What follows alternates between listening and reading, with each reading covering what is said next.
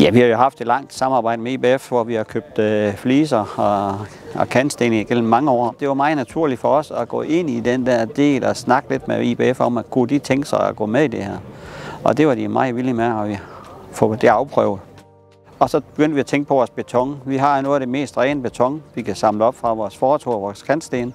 Og så har vi begyndt at tage det ind, og så knuser vi det ned. Igen ved vi godt, at der bliver knappe af ressourcer på at skaffe grusmaterialer, og vi skal køre længere og længere for at hente dem ud i grusgravene. Det er jo hele den der bæredygtighedstankegang, at netop vi genbruger vores materialer for det indbygget igen. Vi har haft en god relation til IBF længe, og så har vi over årene så snakket om at sige, at vi gerne vil til at knuse vores egen beton, og vi synes, at det kunne være spændende med et samarbejde omkring selve det her med knust beton og få det i belægningsstenene igen. For det giver så noget mere nytteværdi. Der er ikke ret meget transportafstand fra os og til IBF. Vi har en masse projekter i Aalborg Kommune, hvor vi tager fortovsfliser op, kantsten og betonbelægningsprodukter i det hele taget.